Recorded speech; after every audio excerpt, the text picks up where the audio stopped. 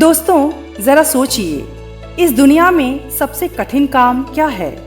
किसी पहाड़ पर चढ़ना, किसी युद्ध को जीतना या धन दौलत इकट्ठा करना? नहीं, सबसे कठिन काम है अपने मन को नियंत्रित करना। मनुष्य का मन बड़ा ही चंचल होता है, अभी यहाँ तो अगले ही पल कहीं और होता है। मन ही दोस्त है और मन ही दुश्मन है। अगर मन पर विजय प्राप्त कर लिया जाए तो इंसान भीतर से विजेता बन जाता है, और अगर मन पर काबू ही ना हो तो बाहरी सारी जीत खोखली लगती है। मुनि अष्टावक्र कहते हैं कि मन सागर की तरह है, जिसमें हर पल अनगिनत लहरें उठती रहती हैं। गुस्से की लहर, डर की लहर, ईर्ष्या की लहर, कामना की लहर आदि। लेकिन हमें यह याद रखना है कि इन सभी लहरों को सिर्फ देखना है, उनमें कूदना नहीं है। ठीक उसी तरह जैसे कोई समुद्र के किनारे बैठा व्यक्ति लहरों को देखता है। लहरें आती हैं, टकराती हैं, वापस चली जाती हैं, लेकिन देखने वाला शांत बैठा रहता है। लहरों के साथ वह बह नहीं जाता। वैसे हमें भी अपने विचारों को केवल देखना है, उनके साथ बहना नहीं है। मुनि अष्टावक्र कहते हैं कि इच्छा ही बंधन है और इच्छा का अभाव ही मुक्ति। मन जितना इच्छाओं के पीछे भागेगा उतना ही अशांत और परेशान होगा। ठीक वैसे ही जैसे कोई बच्चा खिलौना मांगता है, तो जैसे ही वह खिलौना उसे मिल जाता है, अगले ही पल वह नए खिलौने की जिद करने लगता है। हमारा मन भी कुछ ऐसा ही होता है।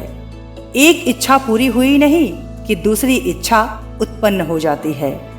अगर हम इच्छाओं के पीछे भागते रहेंगे तो शांति कभी नहीं मिलेगी। मुनि अष्टावक्र कहते हैं कि असली शांति वैराग्य में है। वैराग्य का अर्थ ये नहीं कि हम संसार छोड़ दें। कुछ लोगों को लगता है कि वैराग्य का मतलब घर परिवार समाज सबसे नाता तोड़कर कहीं मठ मंदिर या पहाड़ों पर चले जाना होता है। लेकिन मुनि अष्टावक्र कहते हैं कि वस्तुओं और परिस्थितियों से अत्यधिक लगाव न रखना ही वैराग्य है। जैसे किसी के पास बहुत धन है और वह दिन भर धन के घटने बढ़ने या चोरी होने के बारे में ही सोचे, तो यह लगाव है, आसक्ति है। दूसरी तरफ वह धन का उपयोग जरूरत के हिसाब से करे और अंदर से उससे बंधा ना रहे, यानी दिन भर उसी धन के बारे में ना सोचे, तो यह वैराग्य है। मुनि अष्टावक्र कहते हैं कि मनुष्य को अपने जीवन में साक्षी भाव को अपनाना चाहिए। जीवन की हर घटना को ऐसे देखो जैसे दर्शक फिल्म देखता है।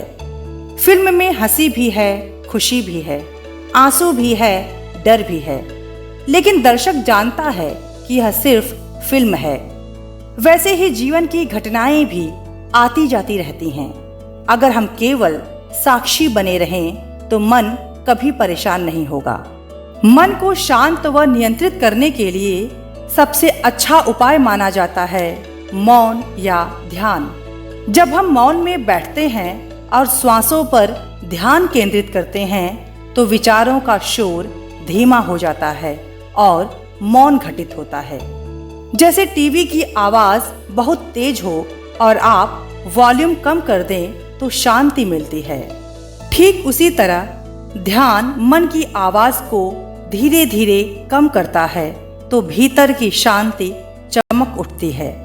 मुनि अष्टावक्र का संदेश स्पष्ट है।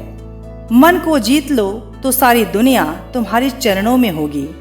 मन को वश में कर लो तो जीवन में शांति, स्वतंत्रता और आनंद अपने आप आ जाएगा।